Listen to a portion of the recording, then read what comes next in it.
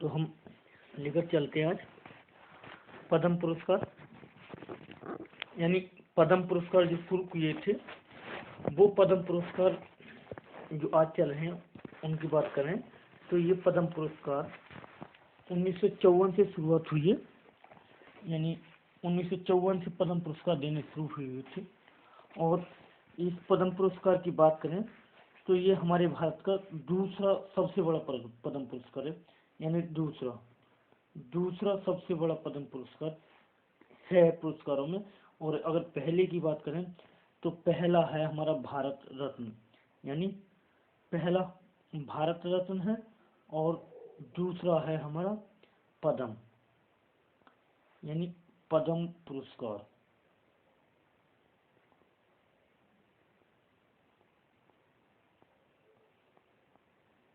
पद्म पुरस्कार हमारा दूसरा पुरस्कार सबसे बड़ा है और पहला है हमारा भारत रत्न।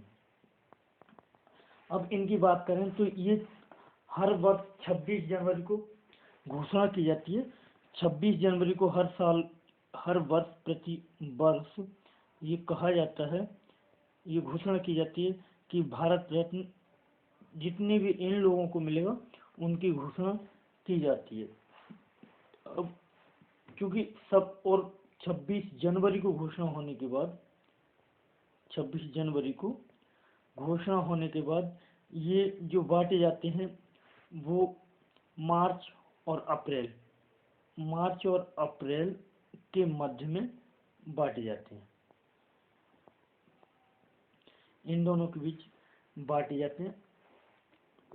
अब इनकी बात करें कि इनमें जो नाम दिए जाते हैं वो कौन देता है, नामों की घोषणा कौन करता है।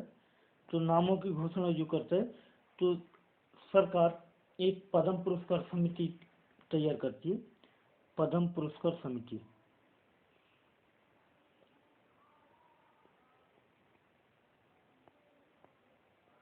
पद्म पुरस्कार समिति और वह पद्म पुरस्कार समिति नामों को देती है और उन्हीं नामों में से चुने जाते हैं पद्म पुरस्कार के लिए, उन्हीं में से पुरस्कार के लिए चुन करके आते हैं और उन्हीं में से जो व्यक्ति ये समिति देती है उनके लिए पुरस्कार दिया जाता है।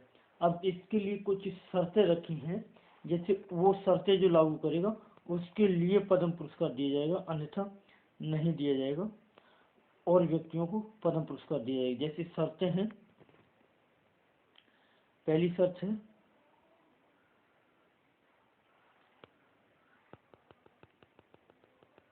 इसमें ये कहते हैं कि जिन व्यक्तियों की सिफारिश की गई है उनकी जीवन भर की उपलब्धि, यानी जीवन भर की उपलब्धि को देखते हुए इस प्रकार सर्वदा योग्य हो कि उनका अनिवार्य रूप से अत्यंत उत्कृष्ट होना चाहिए।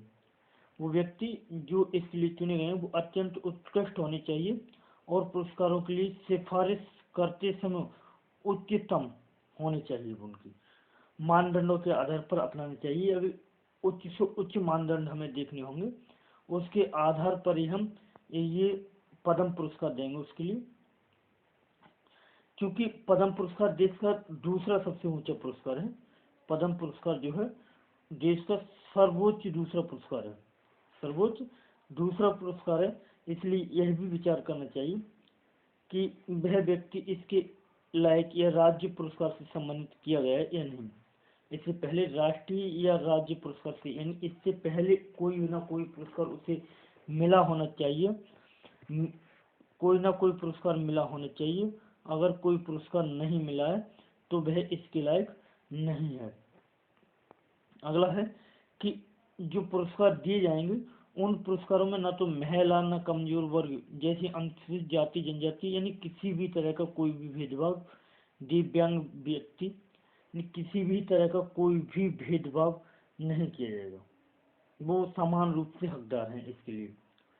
और यह पुरस्कार आमतौर पर मरणोपरांत नहीं दिया जाता है, फिर भी कोई अत्यंत पात्र है इसके लिए, उसके लिए जिसका निधन हाल ही में यानी पिछले गणतंत्र दिवस से पहले हुआ हो, यानी 1 वर्ष के बीच में हुआ है, उसके लिए यह पुरस्कार दिया जा सकता है। यानी 1 वर्ष के मरने के 1 वर्ष के अंदर अंदर ये पुरस्कार दिया जाता है तो दिया जा सकता है, अन्यथा नहीं।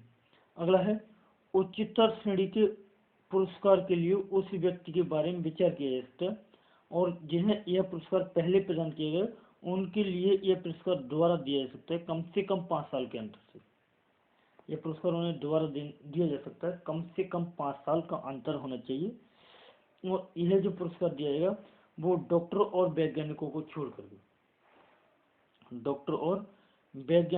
छोड़ करके और जो व्यक्ति सार्वजनिक उपक्षेत्रों में काम करने वाले व्यक्ति हैं उनके सहित सरकारी सेवक, यानी जो सार्वजनिक क्षेत्रों में काम कर रहे हैं उन्हें, और जो सरकारी सेवक हैं उनके लिए यह पद्म पुरस्कार नहीं दे सकते, यानी वो व्यक्ति इसके पात्र नहीं हो सकते।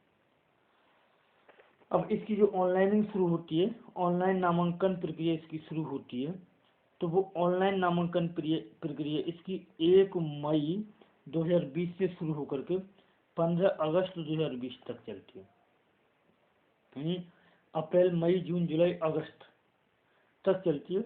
और इसमें ये ध्यान देने की बात है कि इसमें ये सिफारिश की जाएगी, यानी जो ऑनलाइन प्राप्त नामांकन है या सिफारिश पर ही चर्चा होगी, या अगर इस व्यक्ति ने 1 मई से 15 सितंबर तक 1 मई से 15 सितंबर के मध्य में अगर ऑनलाइनिंग की है तो उसी पर चर्चा होगी, अन्यथा नहीं होगी, और उस पर कोई विचार नहीं किया जाएगा, ऐसा है।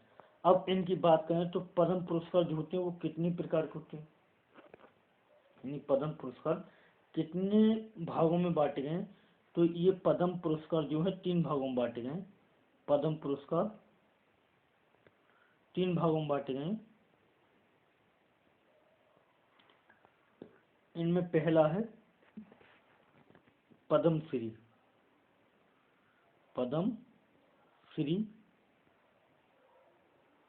दूसरा है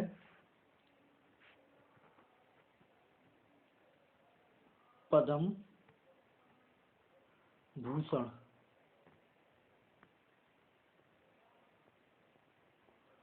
और तीसरा है पद्म विभूषण। पद्म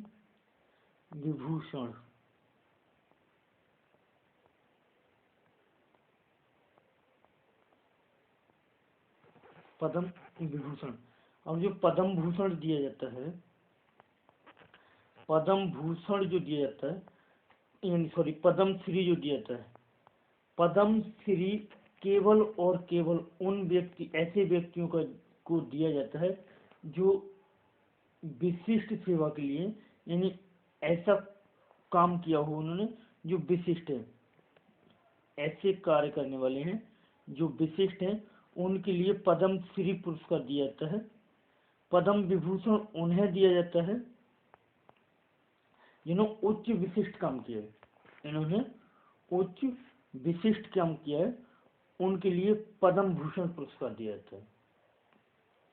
पद्म विभूषण उन्हें दिया जाता है जिन्होंने ऐसा काम किया है जो असाधारण है, यानी ऐसा काम किया है जो असाधारण है, उन असाधारण काम करने वाले व्यक्तियों को पद्म विभूषण। तो एक बार मैं देखता हूँ कि पद्मश्री उन्हें दिया जाता है जो विशिष्ट करते हैं, पद्म भूषण उन्हें दिया जाता है जो उच्च विशिष्ट करते हैं, विशिष्ट से कुछ बढ़कर करते हैं, और पद्म विभूषण उन्हें दिया जाता है जो असाधारण से कामों को निपटाते हैं। ऐसे व्यक्तियों के लिए पद्म विभूषण दिया जाता है। अब हम हाल ही में 2021 के लिए चुने गए हैं, 2021 के लिए जो नामांकन चुने गए हैं, और वो चुने गए हैं 72वें गणतंत्र दिवस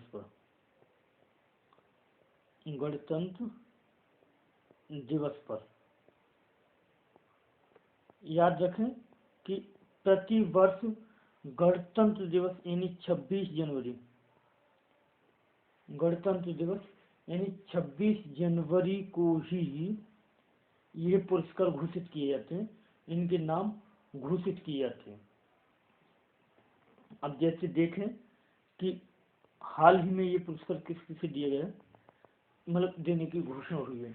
तो ये पुरस्कार हमने 3 भागों में बांटे थे, यानी पहला था पद्मश्री,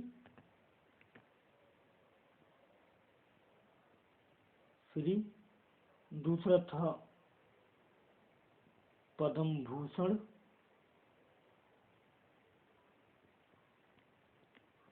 और तीसरा था पद्म विभूषण।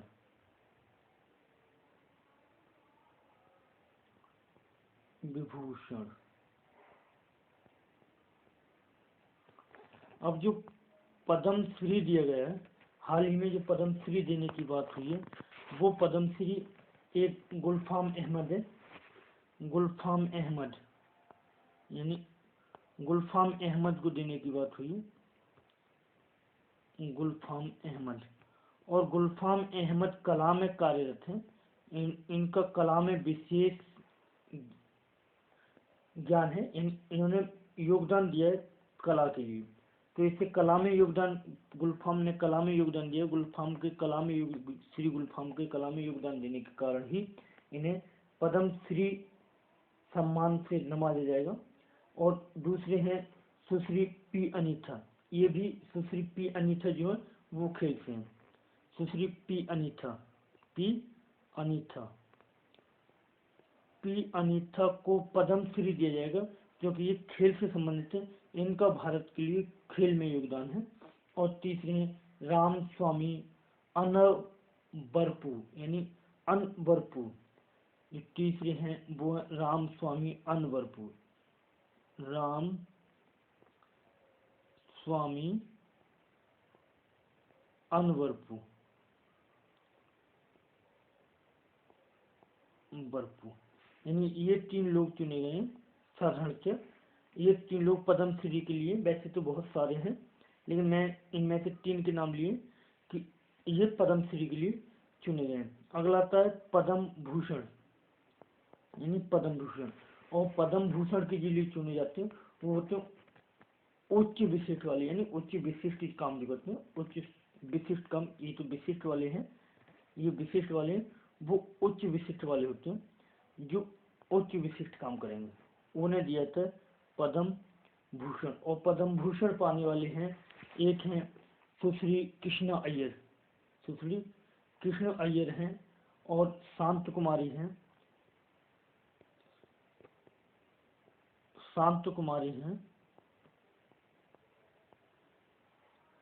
कृष्णा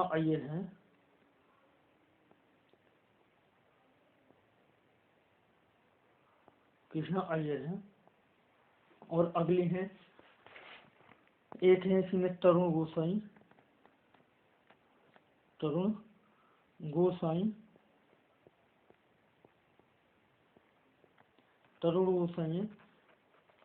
जिन्हें पद्म भूषण दिया है। और एक है सुश्री सुमित्रा महाजन, यानी सुमित्रा महाजन है। और अगले हैं रामविलास पासवान,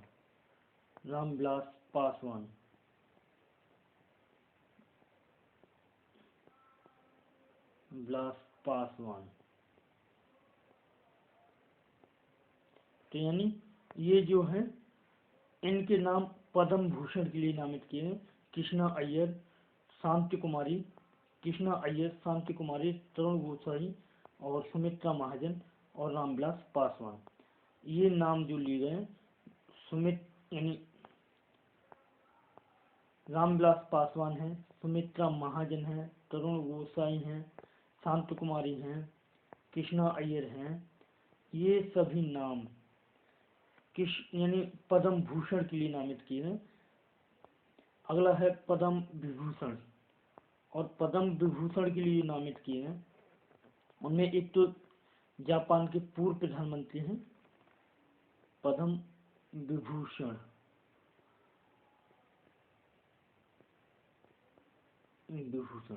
पद्म विभूषण के लिए चुने हुए एक तो जापान के पूर्व प्रधानमंत्री शिंजो अबे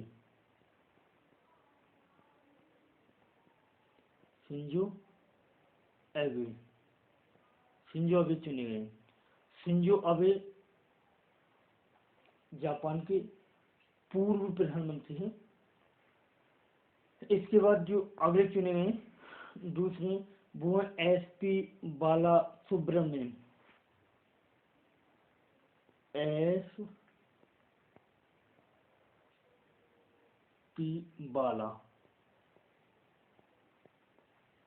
सुब्रमण्यम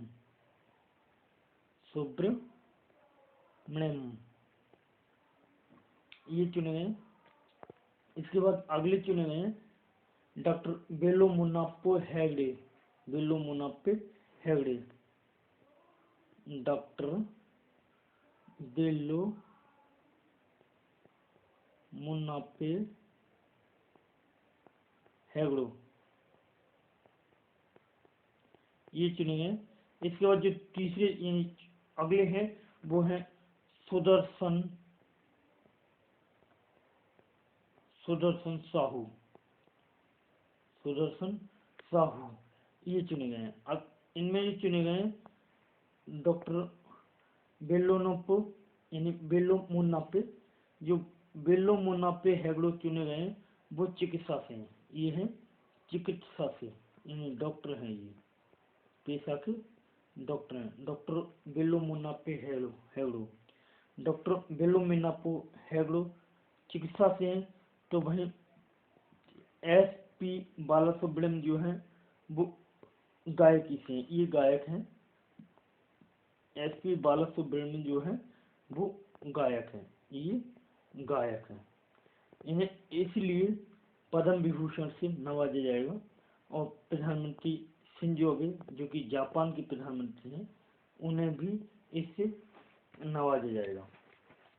अब इनकी बात करें तो इस पर उठने वाले अपवाद क्या क्या हैं, यानी ये कहाँ तक सही बांटा जाता है, इसको देखें तो इसके लिए एक अपवाद आया था 2015 में। 2015 में शरद यादव 2015 में शरद यादव ने एक वाक्यांश एक प्रश्न का उत्तर देते हुए कहा था, उन्होंने कहा था कि जो पद्म सम्मान है यानी जो पद्म सम्मान दिया जाता है या पद्म पुरस्कार दिया जाता है वो बेईमानों को दिया जाता है। शरद यादव ने कहा था, शरद यादव ने कहा था कि ये बेईमानों को दिया जाता है। अब बेईमानों को कैसे दिया जाता है ये भी कहा उन्होंने। तो इन्होंने उत्तर बताते हुए कहा था कि आज तक किसी भी आदिवासी को ये नहीं दिया गया, आदिवासी को नहीं दिया गया है। और ऐसा कहना कहाँ तक सही है कि ये बेईमानों को दिया जाता है या अब तक आदिवासी को नहीं दिया गया है, मुझे नहीं समझ में आता। क्योंकि ये बछेंद्री पाल को भी दिया गया है, बछेंद्री पाल को पद्म श्री यानी पद्म सम्मान से नवाजा गया। बछेंद्री पाल जिन्होंने माउंट एवरेस्ट फतेह किया था उनके लिए भी पद्म सम्मान से नवाजा गया है। तो आप खुद समझे कि शरद यादव ने जो कहा कि ये बेईमानों को दिया जाता है कहाँ तक सही है। हालांकि उन्होंने ये भी कहा है कि मैंने ये कहानी मैंने अपना एक प्रश्न का जवाब देते हुए ऐसा कहा है। अगले हैं बाबा रामदेव।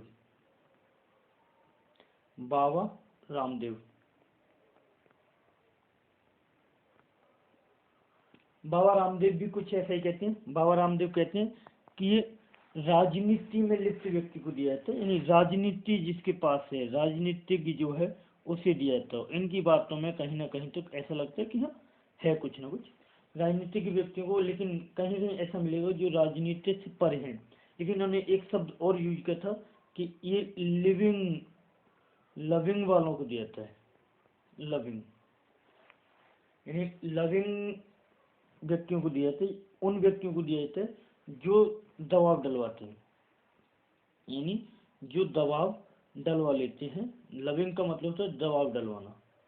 तो जो सरकार पर दबाव डलवा लेते हैं सरकार उनके लिए पद्म सम्मान से सम्मानित करती है। अब क्योंकि ऐसी बात के लिए वर्तमान सरकार ने, यानी ये केस था 2016 का है, 2016 में, तो इस केस को सुन करके 2016 के केस को सुन करके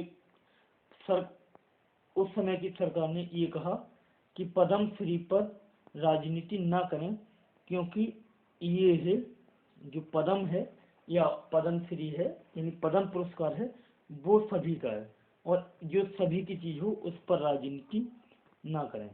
तो बाबा रामदेव की बात को यहाँ से इन्होंने इस तरह खारिज किया।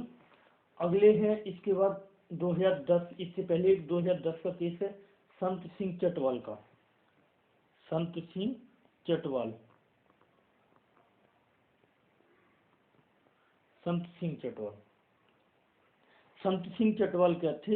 ये संत सिंह चटवाल एक व्यापारी थे जिनके संबंध अमेरिका से थे, लेकिन वहां से अमेरिका से इनकी कुछ बातें घपला जैसी महसूस हुई, इसलिए इनके लिए जो चुना गया था 2010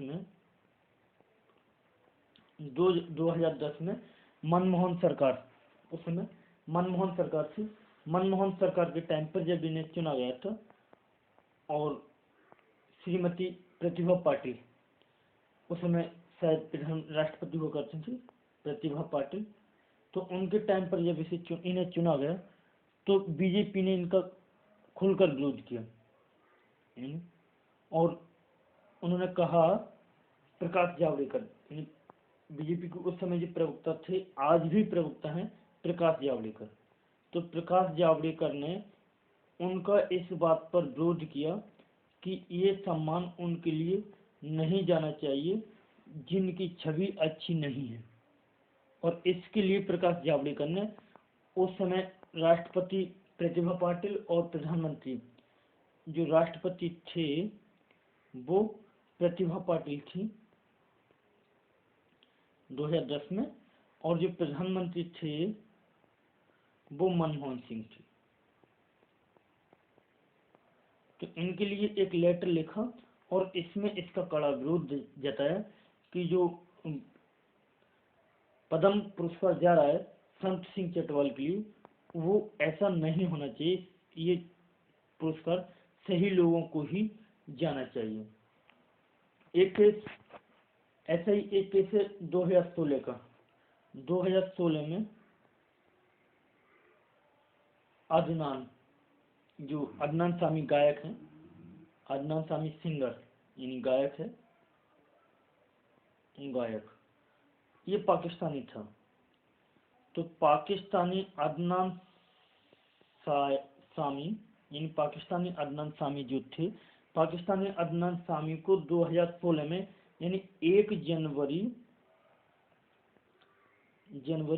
2016 को इन्हें भारतीय नागरिकता दी गई, और 1 जनवरी 2016 को भारतीय नागरिकता देकर 26 जनवरी 2016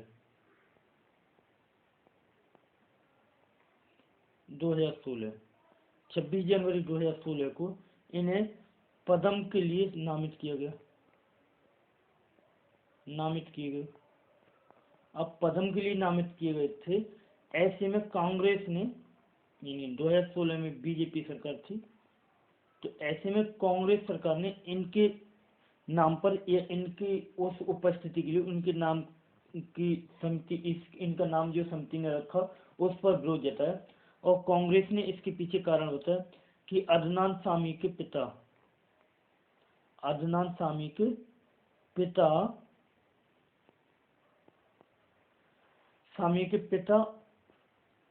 65 के युद्ध में, अदनान सामी के जो पिता थे वो 65 के युद्ध में पाकिस्तानी सेना की तरफ से फाइटर प्लान में थे, यानी उस समय उन्होंने उधर से भारत की तरफ फ्लाइट लेफ्टिनेंट के रूप में भारत से टक्कर ली, यानी फ्लाइट लेफ्टिनेंट थे वो उस समय 65 में। अब ऐसा कह करके कांग्रेस के प्रवक्ता ने इनका विरोध किया। इस विरोध पर बीजेपी ने उन्हें ये जवाब दिया कि कांग्रेस 2008 में, इसके लिए कांग्रेस 2008 में अदनान सामी के लिए, जिस समय उनके पास कोई नागरिकता नहीं, पाकिस्तान की नागरिकता थी, उस समय ही जो 2008 में कांग्रेस सरकार थी उसने अदनान सामी के लिए एक पुरस्कार दिया था, Naushad museum award, Naushad museum award. अब यह कह करके उन्होंने उनकी बात को कैंसिल किया कि Naushad museum award, museum award award जो कि 2008 में कांग्रेस सरकार ने अदनान सामी को दिया था, उससे बेहतर है कि हम उनके लिए नागरिकता देने के बाद या नागरिकता प्राप्त होने के बाद, नागरिकता प्राप्त होने के बाद दे रहे हैं। तो ऐसा कहकर के उन्होंने इस बात के लिए खारिज कर दिया। अब यह पद्म पुरस्कार अब तक जो दिया गया है वो दिया गया है कि बहुत विदेशी, यानी जब जब कोई विदेशी आया उसके लिए दे दिया, यानी सब 2000 में जैसे दिया गया था, 2000 में जैसे दिया गुरुदेव के लिए, गुरुदेव जो गुरुदेव खुश थे फिलीपींस के एक वैज्ञानिक थे, गुरुदेव थे और गुरुदेव के लिए ये दिया गया विज्ञान में, और ये थे फिलीपींस के थे फिलीपींस। इसके बाद अगले थे, एक दिया गया ऐसे 2002 में कमलजीत के लिए और श्रीनिवासलू, कमलजीत और निवासलू,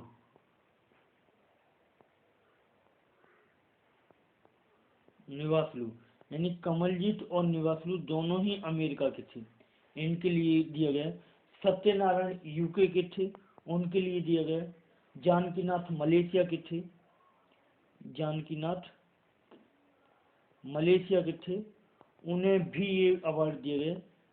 यानी अब तक कई विदेशियों को ये अवार्ड दिया जा चुका है, और अब जो विदेशी एक चुने गए हैं वो हैं जापान के प्रधानमंत्री, यानी पूर्व प्रधानमंत्री शिंजो अबे।